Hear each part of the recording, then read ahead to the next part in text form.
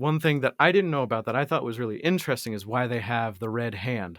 Now, me being me and thinking everything is a big joke, I honestly thought it was just an in poor taste translation of the fact that Rogal Dorn's hand was the only thing they found, and they thought it would be kind of funny. And goofy, Look, it's the Primarch's hand. Like, hey, we're just said Crimson Fist.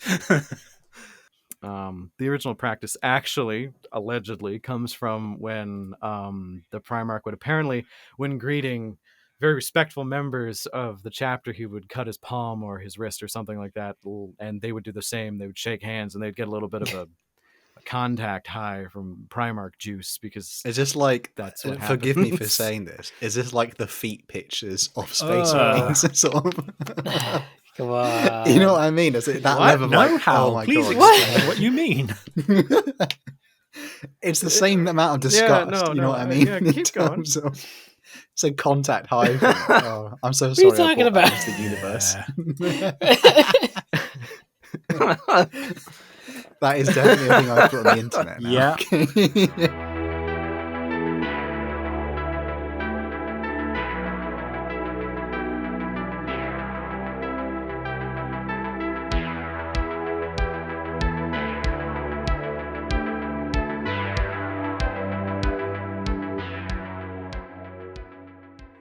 Hello, ladies and gentlemen, and welcome to the Beginner to Expert podcast, where we talk about from the overarching newbie guide to a faction or part of the Warhammer universe to the nitty-gritty essential details that only nerds like us would appreciate. And today, I'm afraid Colin is away.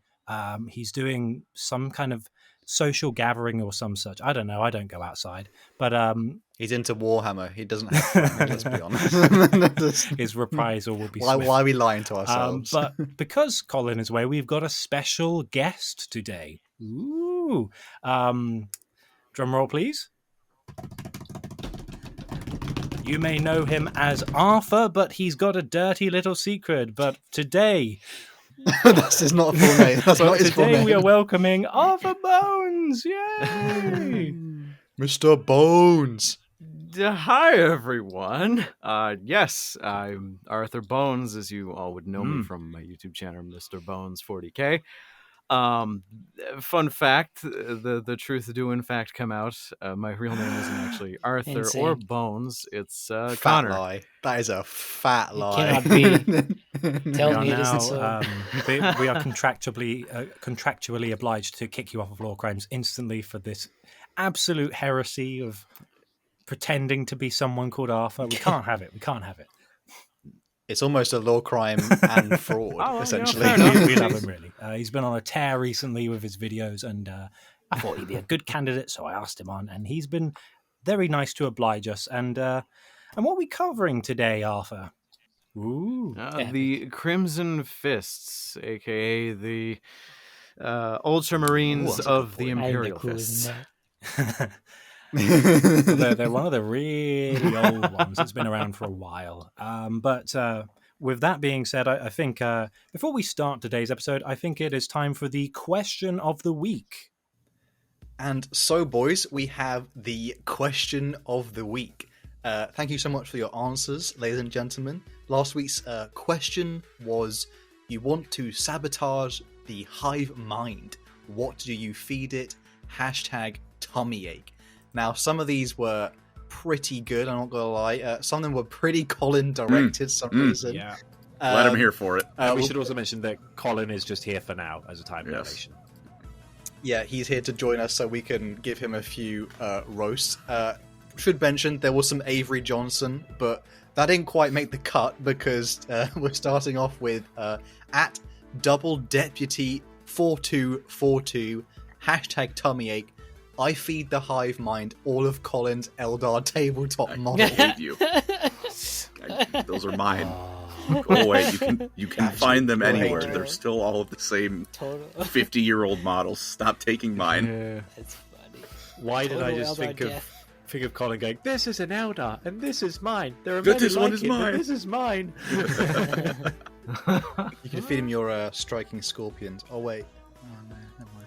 Hey, come All on. right, settle down now. Alright. Yeah. Singular Iron's Hand player in the planet. Yes, the one in all More of iron UK. digit than hand. Oh. Yeah. We lost all the iron head, so it's all gone. Ferris is Pain. overrated. I've got a bit of a theme for the next few ones, though, boys. At Tristan Wood 1308, he put hashtag tummyache. Feed them some proper English cuisine. Yeah. After loading up that plate with a course of chip butty and mucky dripping, I might leave the galaxy in all of His Majesty's great nation and superior palate. Now, Mucky. mucky dripping. That's awful. I'm not gonna lie, I don't even know what that is. It's worse if you say it in a northern accent, like mucky dripping. Good man. Is that? I might be curry and Talk about the chips. finest of mucky. Or gravy mucky and chips. debs. Sorry. Oh, it sounds like Andy, they're what's it called with not, it sounds less like they're trying to describe food and more like they're trying to curse us. It does hit with a pretty. Now this is not one of the actual hashtag answers, but someone's hit this theme right on the head, and I think Andy probably knows this because Tristan again comes out with a day in the life of a true behemoth geezer. Wake up and meet the hive tyrant Susan, my little ripper Isn't she swarm. beautiful? Isn't she beautiful? Time to take the gene stealer to an uninfected hive world. Rev up the hive fleet. Yeah! Quick stop at Ultramar and load up that plate. Get a smurf. Halfway. McCrack looking lovely today, lads. Just a bit of banter. Old One Eye makes a 38-0. Lost Pop down local system. Good old biomass. Look at that. Hive Tyrant made Susan. Sorry, Hive Tyrant Susan made dinner. Lovely. Pop down, have a couple of Jinxkiller cultists with the lads, and finish up in the bio pool of dreams. Nice. So good, dude. Classic. Bless you. We We do would be appreciate how remiss. much time that would have taken to write and to think about. So bless you. Thank you, God tier Tristan. meme. God tier meme. We appreciate that. But speaking of something a bit more on topic, clearly, hashtag tummyache by Yellow Hornet 42. The Tyranids losing all sense of taste after devouring the ancient Terran dishes known as British food, becoming unable to distinguish good flavour and forever being tied down to bland biomass. So there's a bit of a war, as you can see in the comments Yeah, here. Big month-long win war. for the boys. Pasties are great. Oh, we had to explain to the other boys what pasties are, and we still haven't quite got it yet. Which is, It looks I mean, good. there's a bit of the pasty bar you don't eat traditionally as well, which is is it the horn? I don't Yeah, remember. I suppose. Because usually when you have a pasty, you go, oh, it's a bit stiff. It's like a calzone, but then it's with fluffy, fluffy pastry. What's the one called? Flaky pastry.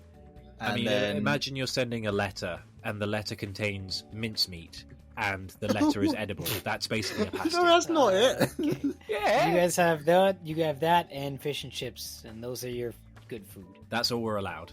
Okay, what's the iconic Yeah. Canadian version of that stuff? Oh God, what? Poutine, There we got go. poutine, babe. What is Yeah. poutine? chips, cheese, and gravy. That's what we call it. Oh, I think that might Cheese curds. be cheese curd. Cheese curds, they're delicious. It's fried cheese. Yeah. Cheese, then. Yummy, yummy. for What's my it called? Tummy. Oh, what's that amazing cheese that's amazing to wrap bacon in? Ah, can't remember. Halloumi. Halloumi. Halloumi's I know great. what you're All talking of about. it. Oh, Yeah. God, this is. You can tell we're very hungry whilst making this episode. Yeah. We also have food from all around the world. Got lots of tasty Japanese food where I live. Are you on? I mean, to be fair, maybe the was it poutine is what the guy calls mucky dripping. Oh, I know. Probably ruined that. Oh, for I mean, you guys say there. that, Eli. Have you ever tried dragon fruit? That's pretty cool. Yes, that is tasty. It is pretty good. Oh, you lucky bastard. We're speaking of something a bit more on theme for today's episode. We've got the next question of the week, and that is you can punch anyone in the face in the Warhammer universe, fantasy or 40k, doesn't matter. We will specify now. We know you're going to put Erebus, so Don't do we maybe one or two people if you want to put Erebus, but You can be anyone. It could be. I think I had a earlier thing about Wolfric the Wanderer. Just needs to, punch that bird tongue right out of his mouth. Why not? He deserves it. And so, who do you punch and why? And the hashtag is Andy. I can't believe insisting. I can't believe you've done this. Hashtag insisting on a fisting. Yeah. Please don't misspell that, because you will definitely get the wrong hashtag. You'll probably end up somewhere dark on the internet. And with that being said, though, we will start with the beginner section. Okay, and with all that done, some very good comments. I believe today we're going to be covering the Crimson Fist with the beginner section. It's going to be Arthur, so I will be covering the expert section later on. But with all that said, Arthur, would you like to talk about the successors of Rogal Dorn, the Crimson Fists? Crimson for a fisting. Sorry, I couldn't help it. You would. I know. The groans. Oh, I'm ready spicy. for it. My body's ready. That type of podcast. So yes, Crimson Fists. It's one of those chapters that are they're synonymous with 40k. They're one of the oldest chapters in the literature, as well as in like the promotional material, from my understanding. And that, for the most part, for the longest time, all I knew about them. So I did do a little bit of research, and the rough summation of what I came up with was second founding, way back when the Imperial Fists were convinced, and by Imperial Fists I mean Rogal Dorn, convinced into breaking up the Legion into other smaller chapters. I think there were only 5 or so that we know of in that second Black founding. Templars, One of them was Crimson the Crimson Fists, Fists. Fists Soul Drinkers? Soul and drinkers, baby. maybe the Soul Drinkers. I believe I know the Excoriators are there. And Executioners are third 2? founding. Yeah, there we go. Because they have a weird, but their first chapter master, I haven't gone that far in the Horus Heresy. All I know him as is Alexis Big Man Pollux. Absolute Chad, by the way. Big Absolute man. Chad. Absolutely. But yeah, he was fresh off the death of his heteromantic life partner, Erebus D'Antioch, and put in charge of the Crimson Fists, leading them to have one of the longest lasting legacies of any real chapter of Space Marines. Second founding chapters tend to either peter out and be nothing, like good example, something I covered a little while ago called the Marauders. Yep. A paragraph of lore, that's it. Or they're the Crimson Fists, and they have like 30 books dedicated to them.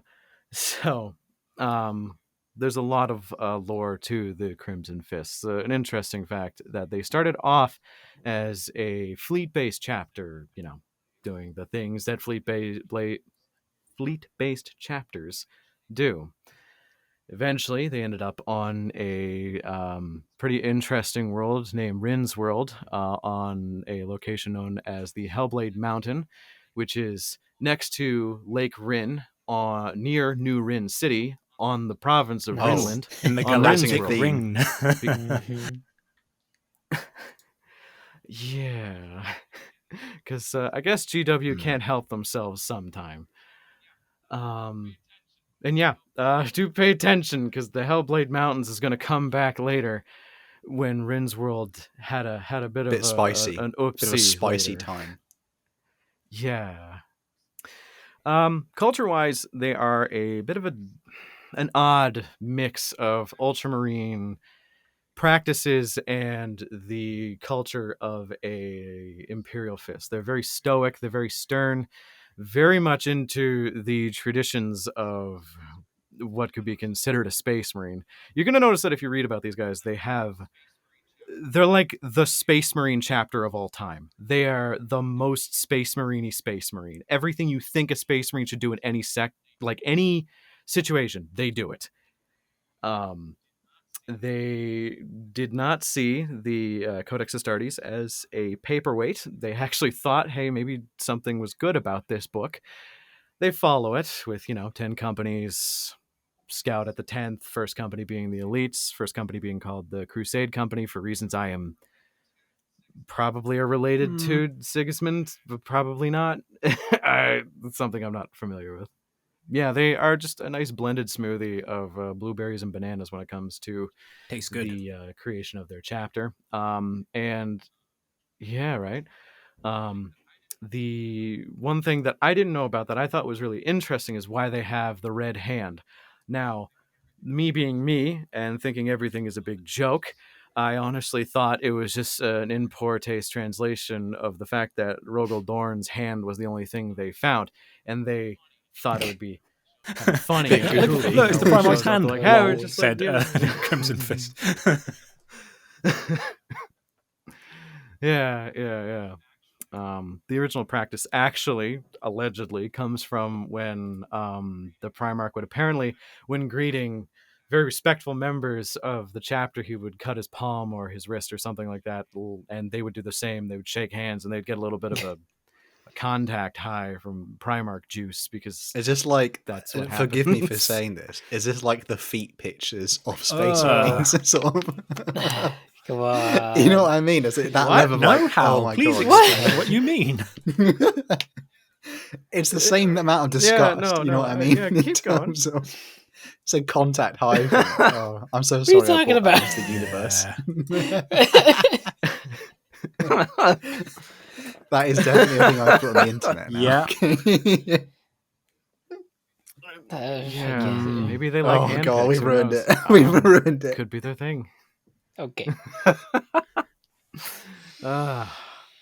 But yeah, they, if I remember, specific elite members of their chapter have both gauntlets covered in the red, with their regular armor color of them being that azure blue, which is again very ultramarine but slightly darker.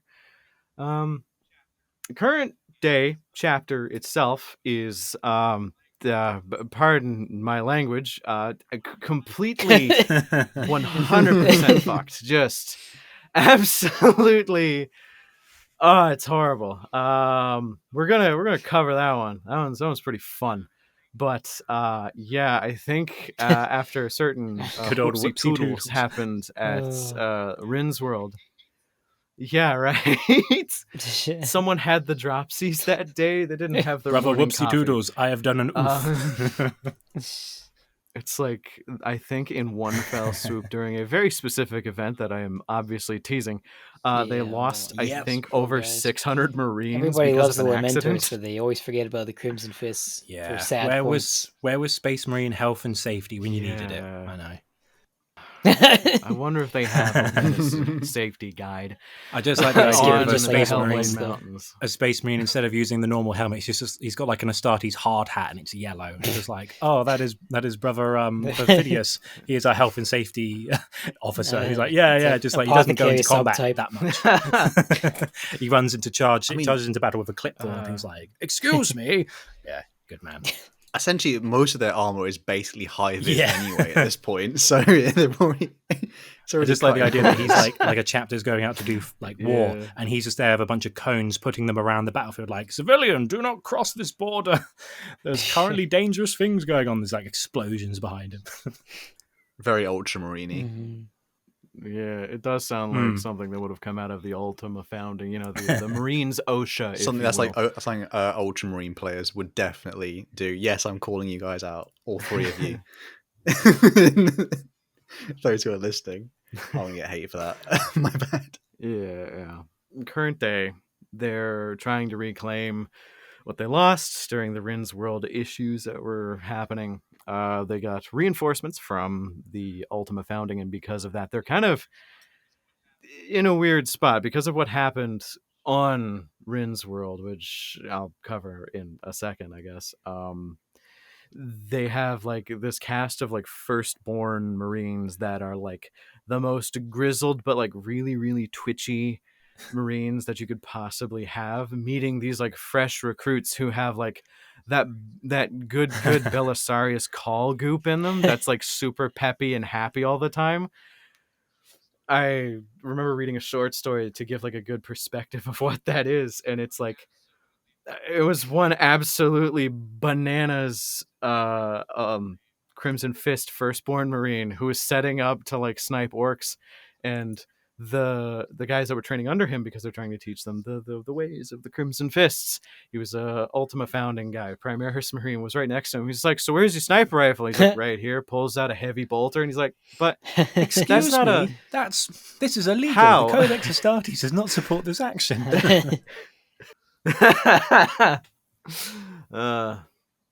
Yeah. So you want me to go into what exactly I'd happened say in Rynn's before we world? go, Or do you have any because that's the comments you wanna add juicy on to bit. that? I think if that's more or less the overview of the whole thing, I want to go back to where everything started with Alexis, but I was going to fair bring up Pedro Cantor and Alessio Cortez, sort of, but I can do that afterwards if you want to go into. It'd be you a nice. might as well flow mention if you them. I'll probably like mention them a little bit at the end, but that's about it. want. Fantastic. Well, I just said their names. They're pretty prominent figures. I have full stop. I had never heard of Alessio Cortez until I read the book Rynn's World, because I'm dumb like that, I guess.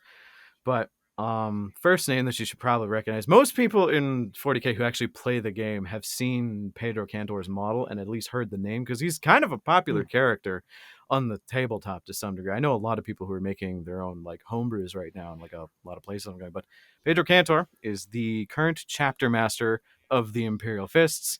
And as much as I give GW shit for, New Rynn City being in Rynland on Rynn's World, they had the restraint Mr. of Rynn. not calling his melee weapon the Crimson Fist. Yeah.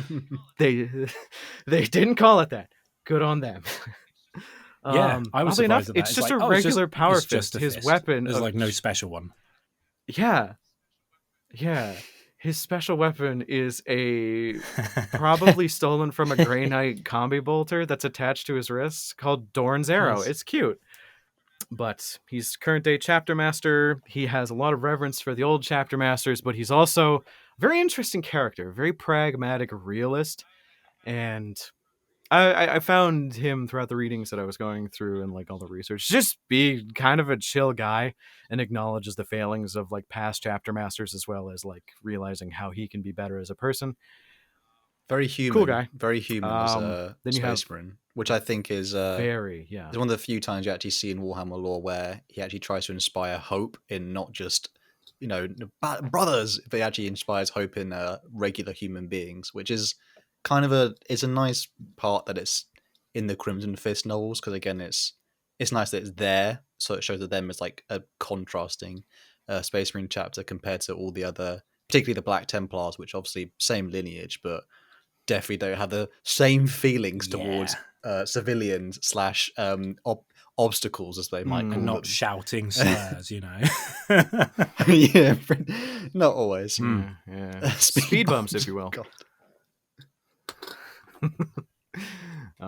And then we have the other character that I mentioned that I didn't know much about, and I still don't know as much as I wish I did, but it's Alessio Cortez. I have no idea what he's the captain of now, because again, most of the Marines are dead, so there's not many companies.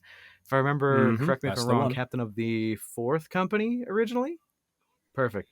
Known for being the hardest to kill motherfucker in the entire chapter. For some reason, he could go up against war bosses, Tyranid Hive Tyrants, Greater Demons, and for some reason, even if he's just like a paramecium-sized cell, he'll climb his way back, and they'll He's just like put him in a suit Uriel of armor, and he'll be Ventus's fine in strappy like a younger couple brother. weeks. It's fine. He's also a Yeah, nice yeah. he's the contrast to what all the other Crimson Fist are, because he's quite a bit more what you think is traditional Space Marine. He's a bit more, let's just the enemy is the target, everything else is kind of in the way, basically achieve the mission at all costs. And I think Cortez is the one who, when he speaks to Pedro Cantor, because they were together, like they were both in the same company. They grew up, or not grew up, like they basically fought together most of their life. And then there's like that really good scene where Pedro's obviously like trying to defend civilians, and then Cortez is going, but that will slow us down, and they kind of have a moment. They go like, what changed between us? You know what I mean? So Cortezes are kind of, I don't know if they say the writers use him as like a jumping block for basically, is he like the Luigi to It's Cantor's me, Mario? Cortez. I imagine it's like it's viewed in that sort of same way, where he's meant to, in the sort of story of the Crimson Fist, he's meant to be the contrast to all the good boys.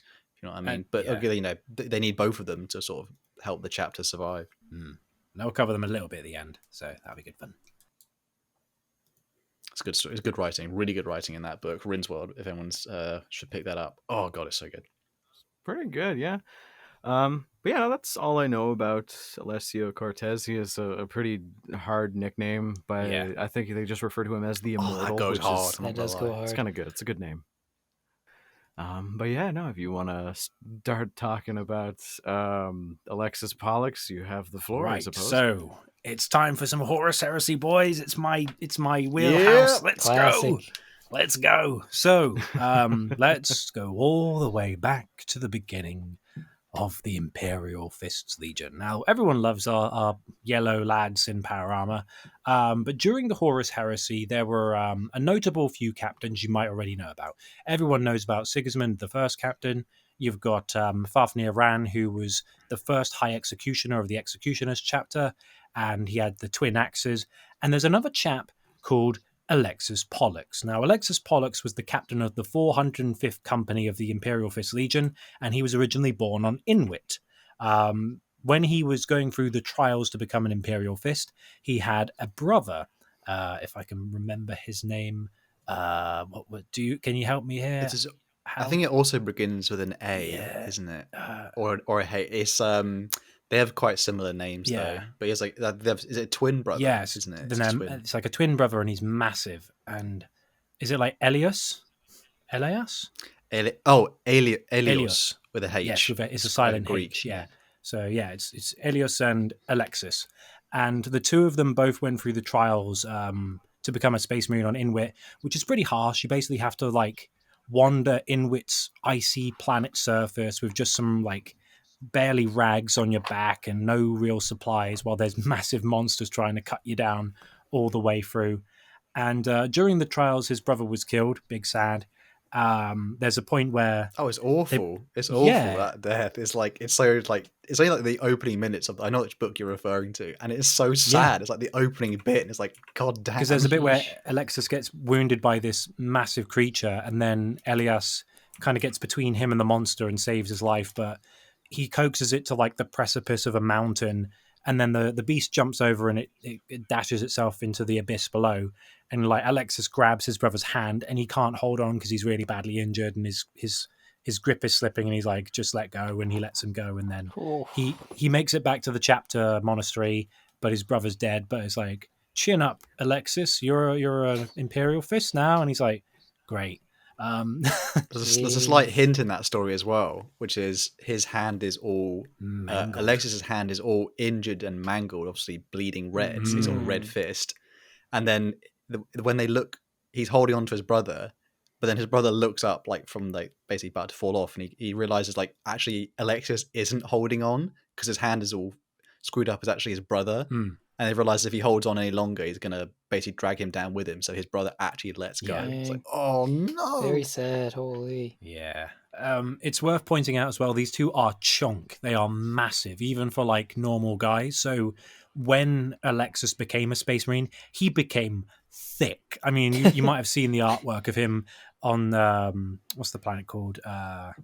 Sotha. And he's just got like this massive power fist, and he's like rotund almost. He's like circular. I like my Marines rotund and circular and dense and thick, and he's like pre-Tiberos the Red Wake, like massive dude. Wow. Yes, Yeah, and it's man cool. is built like a barrel. But there's that bit. I don't know if you're going to mention it, the bit with Gilliman yet, Andy, about the height stuff. Go for it. I don't know if you wanted to. Oh. Gilliman said he was unnerved by Pollux because he's the only Space Marine who looked him in the eye at eye level. What? So it's like really like he's just like, Dorn, what have you been feeding him? Pollux had to have custom armor That's made a lot of awesome. the time because he didn't fit into regular Space What a Marine armor. Chad. Absolutely ginormous Space Marine. It's always interesting. There's like a few of massive. There's like him. There's Arjak Rockfist. There's Tybros the Red Wake, and there's just like we just like occasionally a chunky boy, and they're good fun in the lore.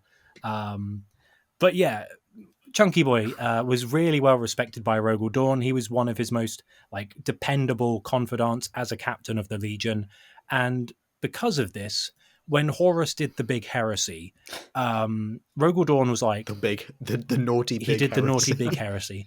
Rogal Dorn was like, this is bullshit. Right, I'm going to send like a good third of the Legion over to Istvan, and we're going to like punch his face in, and we'll be done with it straight away. He's barely reeling from killing his own men. We'll sort him out.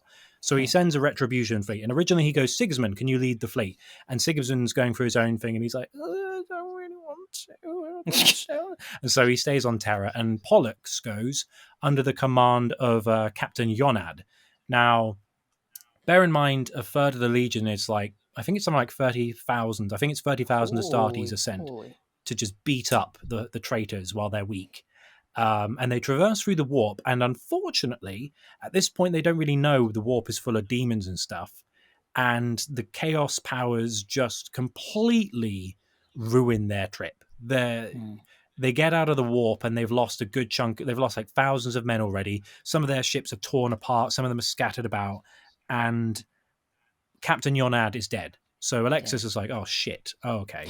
Well, he was my mentor. He was like the one who taught me pretty much most of my current day skills as a naval tactician. I guess I'm in charge. Ugh. And the other Astartes are like, oh, he's not the oldest. He's like a bit young. But they go, okay, but he's well trusted by Dawn. We'll let him lead our men. So for a few months, he's just, assembling the fleet, making sure it's going well. And he's like, we're not going to go to Istvan. If we go to Istvan now, we're just going to get dashed against the rocks. We need to be smart about this. Let's fortify the file system we're in. We'll make sure we got all the resources from our broken up fleet, and then when we're ready, we'll go out and we'll attack. And a lot of his advisors were like, "No, you're a pussy. Go and fight Horus." He's like, "No. I'm gonna defend." And so he sent like lots of the ship contingents to like do drills. He said, "We're not just going to take a holiday. We're going to drill. We're going to practice. We're going to make sure we are an absolute like mechanized cog of a machine where every moving part works exactly as it should, because we're going to practice every single day for several months." And it's a good thing he did, because there's a guy called Perturabo. Might have heard of him. He's Primarch of the 4th Legion, the Iron Warriors. Big fan. Big fan. Siege. Siege. Fortify. Yeah. People in the chat need to put siege, fortify, siege, fortify. Let's go. Well, here's the thing. Horus was like, "Oh, I know they're on the way. Perty, you haven't taken any losses. Before Istvan 5, could you send could you go and like sort out the Imperial Fist? We know you've got a chip on your shoulder against the Yellow Boys. Go and get them." So Perturabo personally leads a fleet to Fal, and he's on his massive Gloriana class ship, and he's got all these vessels, and they attack the Imperial Fist. And at first, it's not going well. Alexis is like, "What the deuce?" And all their like ships are getting broken. He's having a bad time. But he's like, "Remember your." He does that like meme, like, "Remember your training." And then all the Imperial Fists are like, "Okay, fortify." They like all the comms are just saying fortify. And then there's one Iron Warrior going, "Siege." It's like, "No, fortify, bitch." And basically, somehow, Alexis Pollux repels a Primarch from the file system. Oh, He man. goes, "Perty, up your game, skill issue. We were ready for you. We're going to kick you out now." He was an absolute unit, but he was also an absolute genius when it came to naval warfare. And his planning was the saving. Like everyone goes about, like Rabute's skill was logistics. Pollux, it was being well prepared, doing his revision, making his homework, making sure his homework's in on time and no late fees. It's like, yeah, good lad. It's a weird discrepancy part, isn't it? In terms of like, no, as in the law's wrong, but in terms of the traitors, what they believe should be happening, like the scrying and the fates, because technically Sigismund should have been there. That was the whole original like thread of fate. Like something changed fate, so Sigismund wasn't there. So when Perturabo was sending his fleet, he's like, "Oh, I know Sigismund. He's like all out attack." So when they designed their attack, like Perturabo's attack to this Imperial Fist fleet, it was all designed around that move. So when he came to a fortified position in a defensive formation, it was like, oh, this isn't normal. So Perturabo was confused, like, where's Sigismund? Like, Sigismund's not here. Like, what? The authors Where's love Sigismund? to do Perturabo dirty, dude. This and Talarn, like, come on. Oh, give him that one was win, a please. Hard agree. Don't. He does have a win. He beats Angron, like a demon Angron. Iron Cage makes up for it, kind of. And I he guess, beats up but- Fulgrim once. I mean, to be fair, who doesn't beat Fulgrim and Careful, you're Angron going to make ever? Eli upset. He's going to cry. Whatever, man. Fulgrim's great, man. I mean, you got like Gleam and Rust that one time. You got Fulgrim's one of the Grey few Knight. Primarchs that has a kill count, though, in terms of Yeah. other Yeah. Primarchs. Fulgrim's awesome. What do you mean? He beat Ferrus Manus, and Gilliman. He actually He- technically killed Gilliman. he killed Gilliman. did He kill beat Gilliman. Rogal Dorn in theory, because Rogal Dorn said he was going to lose. Even Fulgrim just left, though, because the writers couldn't have him doing something cool. He did big betray Fulgrim's against awesome. Lorgar. He was like, hey, screw you. I like Horus. He's like, oh, I wanted to be War Master. Fulgrim has his moments. Yeah. He's better than Mortarion. Like, come on. Mortarion does nothing but take L's the entire heresy, Yeah. And he stinks. and then gets a name carved on his heart by some guy who's not even a Grand Master yet. He likes tangerines. I love Yeah. Drago. I love the Grey Knights. But anyway, back you, with Matt Ward. Pollux. So with the file system repelling the traitors, Alexis is like, right, we're definitely not going to Isfahan now. There's no point. We've already taken losses and we've repelled the Iron Warriors. Let's go back to Holy Terror. So they try to go back to Terra to reinforce the throne world under orders from Rogal Dorn, because he says, oi, get your ass back here. We need you. But Oh wait, I thought Perturabo won. well, There's it's like Rogal Dorn's like, you need to get back to Holy Terror, and Perturabo is Oh, like, that was- I'll get you. It's yeah. like, They did were they really win? The fists were winning. They were win. No, they in the end of the book. They're about to, like, Perturabo's losing. Yeah, Mm-hmm. And then the call from Dawn breaches the Yeah. warp, like, everyone get back to Terra. And then immediately Pollux does that dumb thing where it's like, the order is absolute. Hmm. So even though they're winning, they start yeah, to yeah. retreat. They retreat, and then the Iron Warriors and they are take like, loads of losses. huh? And they're like, but we were losing. Why did? And then, but then, Yeah, it just felt Perturabo being weird. Perturabo was like, well, I won that one. It's like, oh, you're the worst, Perturabo. Shut up. Poor guy. It's like when you're on Oh, the man. on the tube or a train or something, and someone tube. just starts talking really loud on their phone. That's a bit like the same vibe. Like it's like I can hear everything. Oh, so Yeah. awkward. Oh god. So yeah, like, quote, the Iron Warriors won, but they didn't really, because they were like, skill issue, we're out, peace, and then the Imperial Fist left. So they try to get back to Terra, but unfortunately, more warp shenanigans, they can't get to Holy Terra, so they go to the next best place, which is Macragge. And upon arriving at Macragge, they realize, oh, there's some weird stuff going on here. The Ultramarines are, meeting up with the Dark Angels and the Blood Angels, and there's like a couple of White Scars and Space Wolves. Oh, this is weird. Oh, And Iron Hands, my one beloved. Iron Hand Don't called forget. Philip. And like, yeah, they're like, Woo, yeah. Woo. Yo, yeah. Sorry, Connor. Where's your video on Iron Hands yet? Huh? Where is it? Why have you not talked about my Wait, what? beloved Iron Hands yet on your channel? he has. We need. But- Oh, we have. Oh, I missed that one. He Damn has. it. He's done all the Oh, leads. yeah. now. I watched Embarrassing. Yeah. Oh, No. I'm embarrassed now because Your I was Arthur Bones enjoying lore is your lacking. Sires of the Emperor Ugh. one too. Those Because are they cool. Those need guys are more cool. love. I Those love me, boys. Gene Steelers. Yeah. Wait a But second. people just talk about Iron Hands, please. There's You- more you, Iron you Hands. have to be the man, Hal. You have to be the champion. I know. I've made Sorry, some Iron I'm Hand shorts derailing. in the last month, like one or two. They're there. I'm derailing. Sorry, continue, I mean, Andy. Before I continue, I will say I've done a fair bit of Iron Hand stuff, but I am running low on Iron Hand stuff now. There is rest are nothing dead. left. So I made that video. I'm Oh, running low pain. on Yeah, material. actually, very Oh. real. Yeah. They need It's- more it's the love one- because they can be really The cool. trifecta is Salamanders, Raven Guard, and Iron Hands is like, there's not all that much left to talk about. It's Even the almost White like Scars half have of got them more. died. Yeah. But anyway, Sad. so they get to Macragge and they're like, oh, there's some Imperium Secundus down in here. This is interesting. And basically, being the logistics master he is, Rabute's like, Imperial Fists. They're good at sound castles. Right. Pollux, come here. I've got this project in the works. Now, don't be upset. I know you've just been fighting the Iron Warriors, but I've got this guy in charge of it. and his name is Barabbas, and he's kind of an Iron Warrior. Don't freak out. Don't freak out. He's a chill dude. He doesn't like his dad. He's run away from home, and he's a good boy. Now he's over on this planet called Sotha, all the way over there in the galaxy. And somehow he's found this device called the Pharos device. He's communicating with us, and it's really cool. We can basically communicate with it, but also there's possibly the potential we can start like teleporting materials. And I don't need to tell you, you've just been through the Ruin Storm. It's really hard to get to Holy Terror. If we can use this properly, it won't be a problem with supply lines. We can just get stuff transported to us in a click of your fingers, and everything will be lovely. And he's like, oh, I don't like Iron Warriors. I know you don't like Iron Warriors. Just calm down. Just chill. Daddy, chill. He said while looking into his eyes at the same height level and feeling unnerved. There's also a second astronomicon. Too, yeah, so and it's also a beacon for people to find Macragge, which is good. And which is why so many loyalists from various legions were like, oh, Macragge, oh, they've got champagne. Nice. And that's how loads of them managed to get there in such an eclectic bunch. But basically, he's like, fine, I'll work with the smelly Iron Warrior. And he starts working with Barabbas, and he actually turns out to be a really nice chap.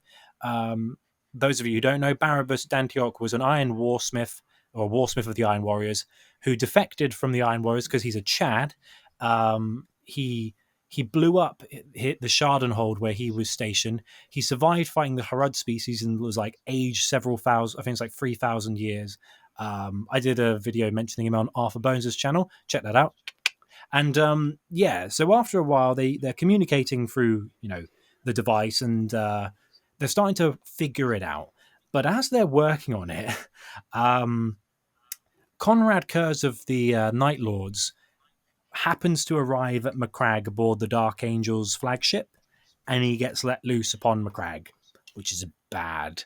And at this point, Barabbas is on Sotha, and Alexis is on Macragge. And at one point, Alexis is in his little study room, and Conrad goes, "Bleh," just like a weird like bleh noise, and he's like, "Oh, I'm scary." And then Alexis is like, "Oh no, Primarch," and he tries to fight him. It doesn't go very well.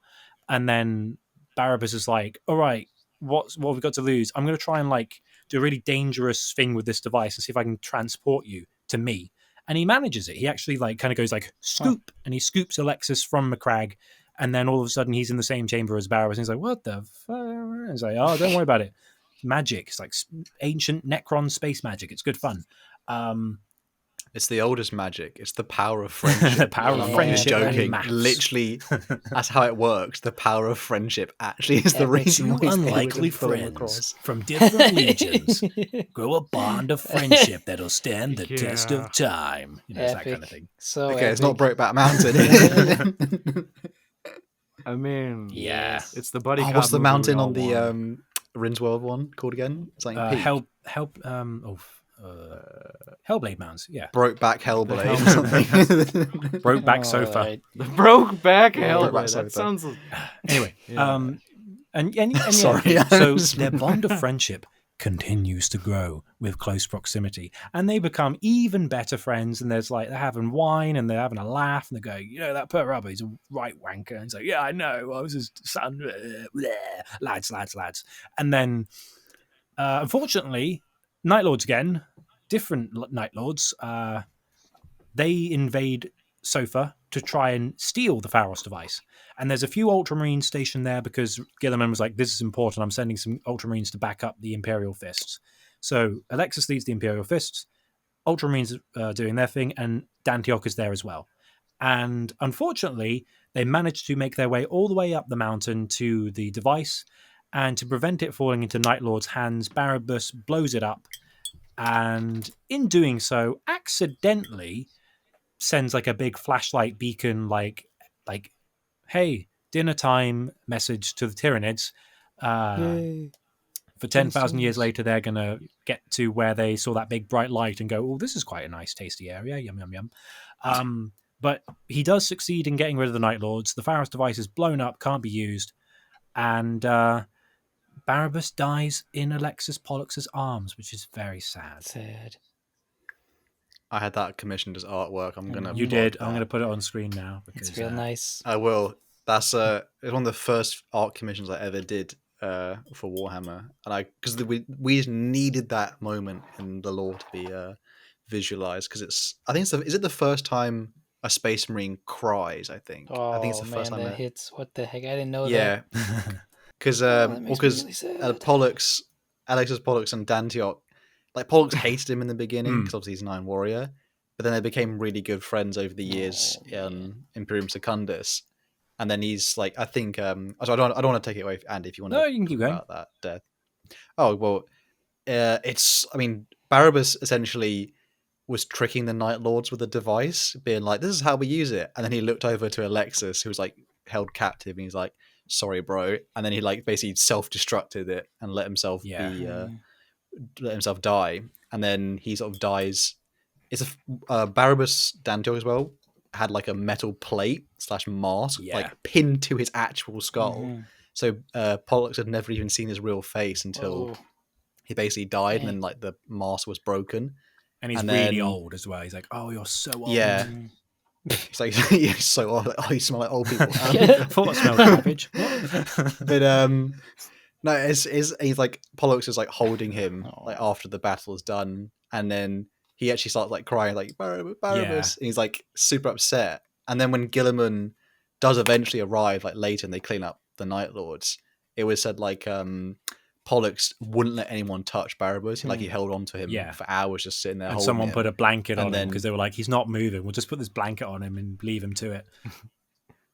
And then he has like a proper funeral though. Like, I think it's one of the first times they actually have a funeral. And he is the first to 40K. start. He used to be called Hero of the Imperium. Dang, it's making me emotional. Yeah, it's What really the heck? sad. No, it's a very good moment. It's it's very well written in terms of like 30K stuff, just because it's one that's like, oh, actual Space Marines are human, so it's very enjoyable. Dang. And with that done, pretty much that's the last notable thing Pollux does during the Horus Heresy. But he does survive, and with the legions break up into chapters, Alexis Pollux would be installed as the first chapter master of the second founding Crimson Fist chapter. Their namesake derived from his own mangled, severed hand of legend, and because I believe he had a robotic hand for most of it. Oh, didn't he had it in the Battle of Far. Oh, it's like cloned, isn't it? It's like right at the end, bio-cloned, and it's got like a red tinge, and they're like, his hand's weird because he was told to let it set, and basically it was like a fully grown human hand, which like apparently is quite expensive, so most people do bionics, but he had it properly done. But the battle had come, so he didn't have enough time to like let it set. So he was always from then on basically stuck with like a sort of red not mangled, but like it was like discolored red fist, a crimson fist, if you will. Cool. Yeah. So that's how the kind of name came about. Like, your hand looks like a strawberry. He's like, no, it doesn't. Leave me alone. And Yeah, for real. yeah. Considering. Wouldn't be Gilliman. I mean, the man's got a power fist with an You don't underslung mess melter with gun. that. You know. Look up into my eyes, not down there. Say that to my face. Meet me at No, eye level. up here. Yeah. Oh, God. And for 800 years, Alexis Pollux would lead the Crimson Fist chapter, which is a pretty good run. Unfortunately, he's like poisoned by a Xenos weapon, and he has a really horrible death where he's just slowly dying off screen, and then he's like, oh, I'm dying. Oh, this is terrible. But in his last moments, he basically like makes steps to he basically writes a will for the Crimson Fist, like, do this, don't do this, be nice to girls, hold open doors for them, don't cheat, don't steal. whilst dying. It's like, okay, Dad, yeah. And his near mythical status would earn him the title of the Great Father by his chapter, and that's how he's known as by the descendants of the Crimson Fists. And that's basically Alexis Pollux. Has anyone got any questions? Honestly, a cool statement about how we didn't just get the Crimson Fists from Sotha. We also got the Size of the Emperor as a successor chapter from that same novel too. So that was a good old. There's another one as well. Is it the Silver Helms? Because I know the Silver Skull, the Size of the Emperor. Their captain was like an Ultramarines captain, and he was like, he was like installed as. Was he already known as the Size of the? Like, there's like a connection thing. It was like, he was just like That was his thing. There That was his the thing. people on the Yeah, they were planet farmers were and stuff. well known for using scythes. Yeah. And Yeah. Oh, sorry, do you know Connor about the any of the origins of the size of the Emperor? Oh my god, I almost flubbed that. Yes, I actually just did a video on them recently. They're such a weird. You can go into them for a chapter. bit if you want. People love them. They need some love. Fair.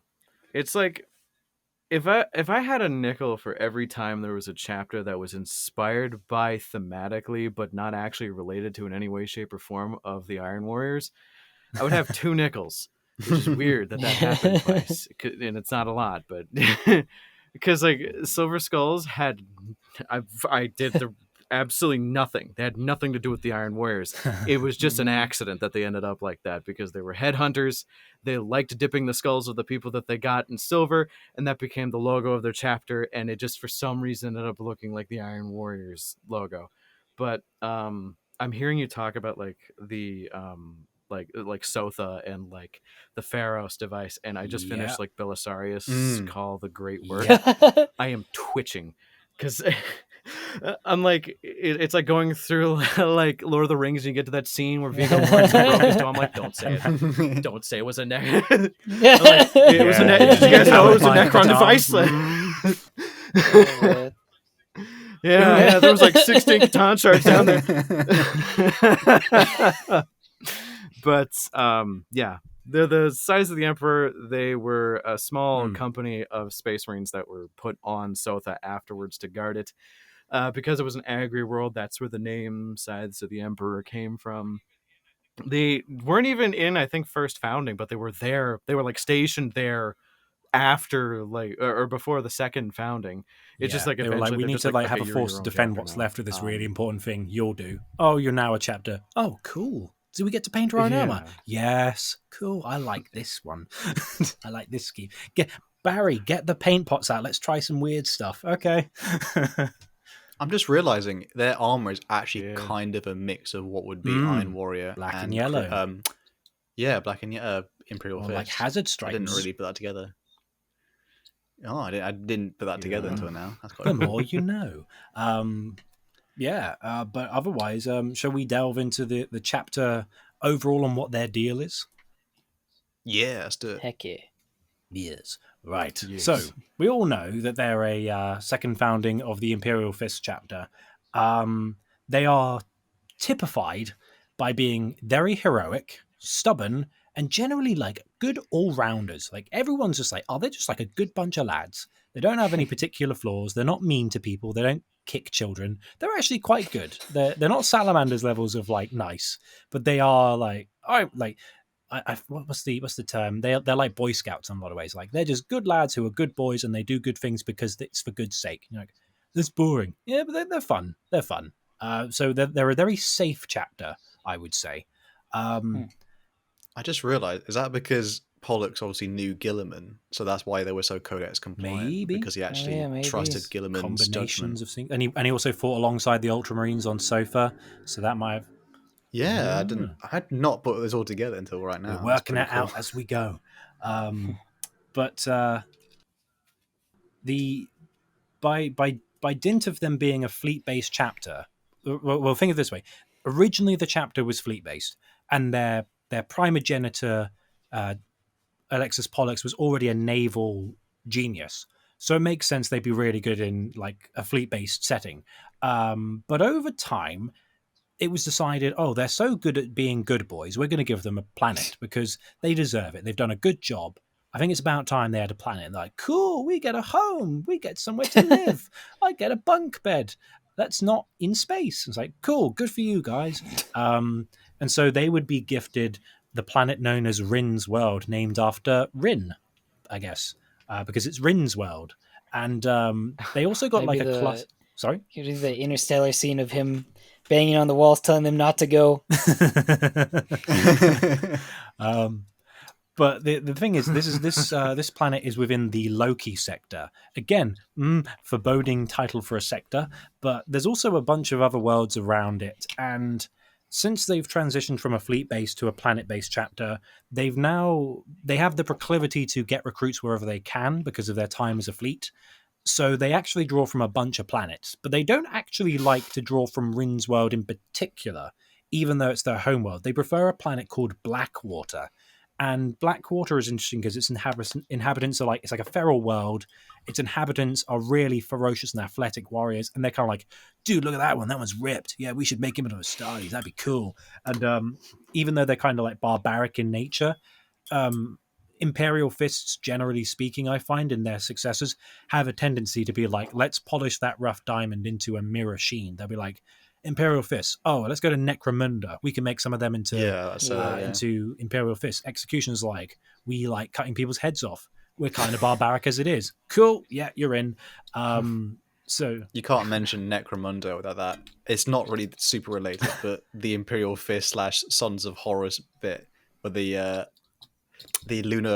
Sons of Horus guy goes, this is like in a book in the Heresy, he goes, oh, you Imperial Fist wouldn't understand. I was raised in a world like this, Chthonia crime world. And the Imperial Fist goes, oh yeah, I do. I'm from Necromunda, baby. And then the Sons of Horus guy goes, yeah. Yeesh. I do have a fun little lore go. that I want to give that.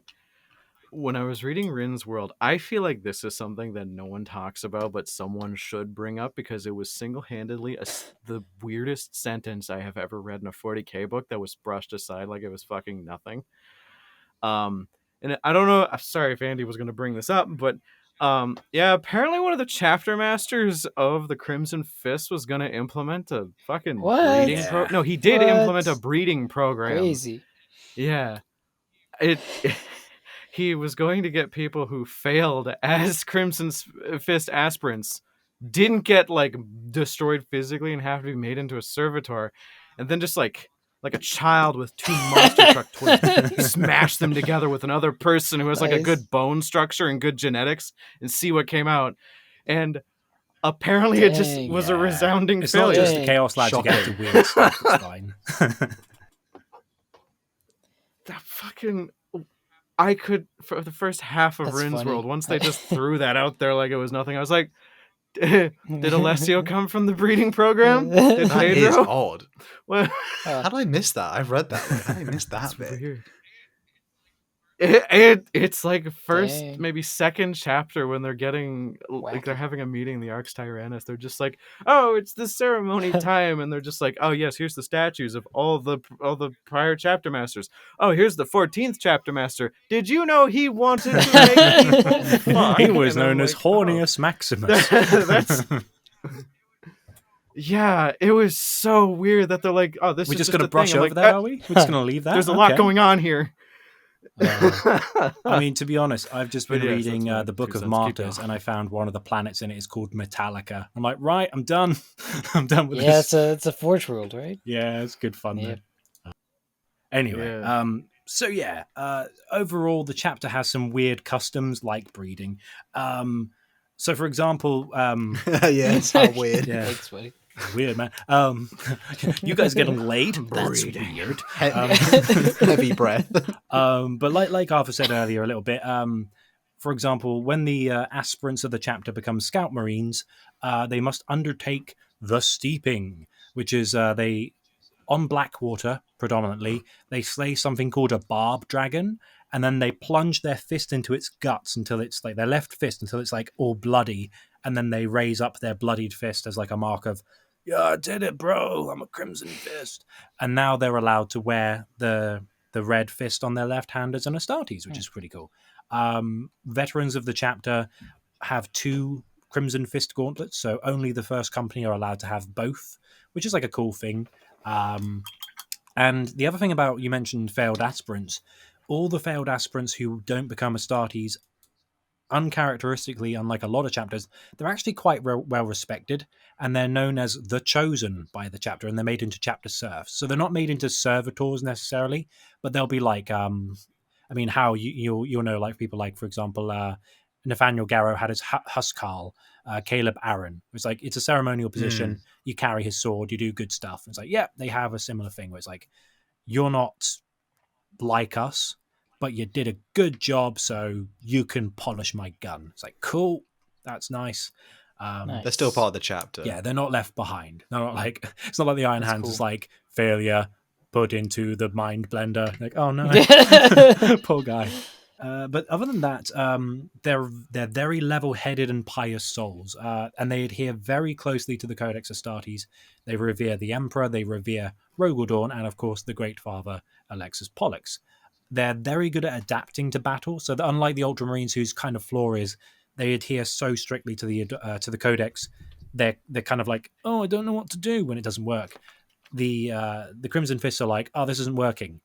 Adapt, improve, overcome. They are Bear Grylls, and they kind of have like a nice blend. They have a nice blend of Ultramarines and Imperial Fists doctrine. So they are very good at defending, but they're also very good at being Ultramarines. So they're kind of a weird mix.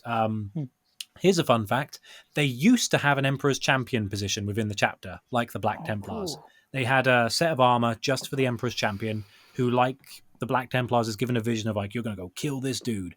But with a particular incident that Arthur will talk about later, they lost the armor, and now there aren't any Emperor's Champions, which is a shame. I kind of like the idea of the artwork of an Emperor's Champion in Crimson Fist colours, but Yeah, it'd be cool. oh well, we don't get that anymore because no fun allowed, said the lore writers. They're really good at fighting Xenos, particularly orcs. That's their thing. If you want an orc dead, you send in the Crimson Fist because they hate the orcs. They hate the orcs. Yeah, if I had a nickel. I had a nickel Oh, for every time an Imperial Fist fought an orc.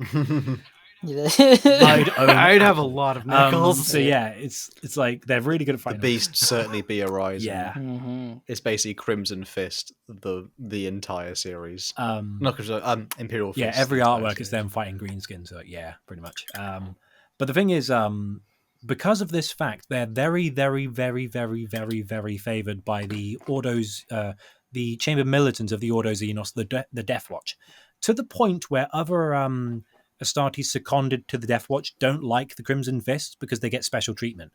There are records of as much as a quarter of many kill teams being just Crimson Fists because the Death Watch are like, they're really good at killing orcs. Like, no, seriously, they're really good. And so they like get special treat. I like that. They're just like, we treat them like as our favorites because they're so good at it. And you're like, oh. And then all the other kill teams like you get like a Blood Angel, like, it's fucking bullshit. I don't want to fight this. They get all the cool guns and he got a cool ribbon the other day. I don't like it. Yeah, I like to all successors of the Imperial Fist. They do have a few flaws. They can't spit acid. Big F. I'm sure we'd like to do that. That'd be quite fun. They can't do that. Their gene seeds messed up in that regard. They also can't hibernate. So I don't think it's REM sleep specific, but like Space Marines can kind of just like do the Skyrim thing where it goes, wait 24 hours, but instead of hours, it's years, and they're fine. They can't do that, which is a bit of a shame. And so they're not easy to deploy in like far off campaigns because they have a faulty Betcher's gland and a faulty Susan membrane. They also bear the curse of their Primarch, a lot like other Imperial Fists, where they are so stubborn they routinely get into last stands. They hate running from battle, and as the curse progresses, they refuse to retreat even in the face of death, and they will take on any suicidal battle in the name of pride, gladly giving their lives for the privilege. Now, I do have a quote. I've got a couple of quotes today.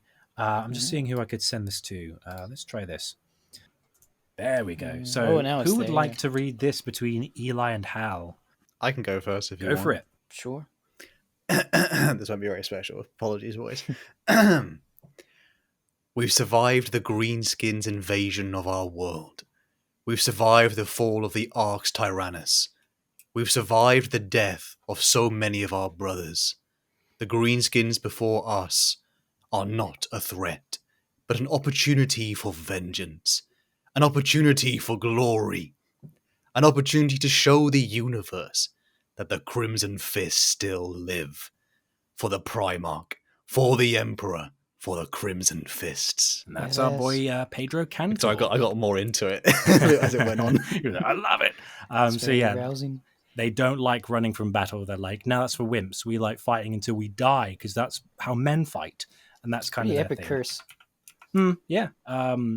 But other than that, that's basically all I wanted to talk about before the big oopsie in particular, which I believe Arthur will be covering. So before we move on to that, have you got any questions?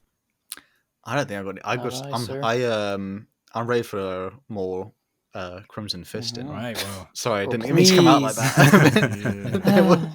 It's not my fault. That's just their stop this name. guy. Okay. you can't keep getting away with this.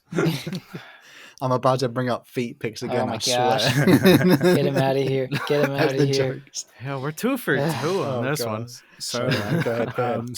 So Connor, would you like to talk about the Rynn that happened on Rynn's world in the Rynn sector of Rynn's space by Mr. Rynn? It's very iron hands. Yes, Iron I hands, would iron hands, isn't absolutely it?